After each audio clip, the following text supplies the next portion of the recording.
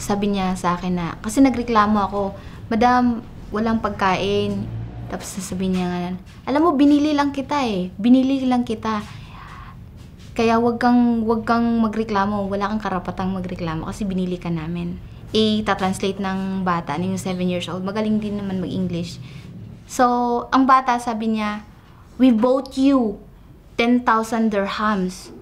Tens of thousands of women every single year migrate to the United Arab Emirates. They say goodbye to their families and their very young children, and they hope that they will be securing salaries for their families' futures.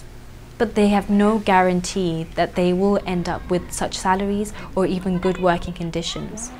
Ganito po, pagka panahon po ng mga simula June, wala na pong kita ang mga tao, kundi kunting daiti lang po ng isda.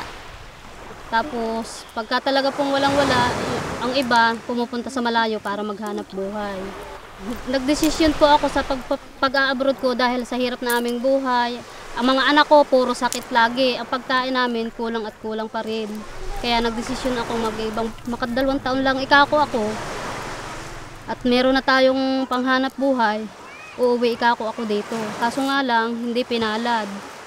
We tracked down some domestic workers in the Philippines who had returned from the UAE to discuss what had happened to them. We found that many of them were subject to egregious level of abuses, working very, very long hours. Some of them were even physically and sexually abused. Yun namang amo kong, yung ina ng amo kong lalaki, nasa labas, nagtutuyo ng nagbibilad siya ng dates. Sinisigawan niya ako, sabi niya sa akin, "Pumunta ka dito." Sabi kong ganyan, sabi niya ganyan. Magbilad daw, tumulong daw ako magbilad ng date. Sabi ko, "Namablansya ako." Sabi niya ganyan. Sabi kong ganyan sa kanila. Sabi, "Sige, pagkatapos ko daw, magpunta ako sa kanya." "Ganyan pa yung plantsahin mo." Sabi ko ganyan. Sabi ko, "Hindi masyadong mainit ang plancha." Sabi kong ganyan. Ang gawa niya sa akin, "Patingin nga." Sabi niya, "Patingin ako." Kaya nung plaplantsa siyang ganyan sa akin, plaplantsa. Sabi niya sa akin, hindi ko na malayan, nakatuon akong ganyan sa plancha. Idinikit niya sa akin ganito. Sabi, "Mainit, mainit." Akala ko ba hindi mainit? Nung nalaman niya umaaray ako. The UAE facilitates and fosters abuse and exploitation of domestic workers.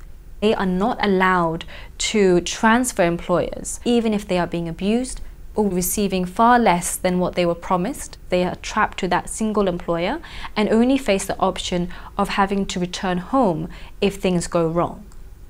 Lahat na nasa kontrata nakasulat doon na kailangan sana mayroon kami rest day, may 8 hours na bawat araw, may 8 hours kami na nakarest. Tapos mayroon din kami medical assistance, mayroon din kami sick leave na 15 days. Hindi natupad yun lahat. Ang nagawa dire-diretso na trabaho kahit may sakit. Nagatrabaho kami.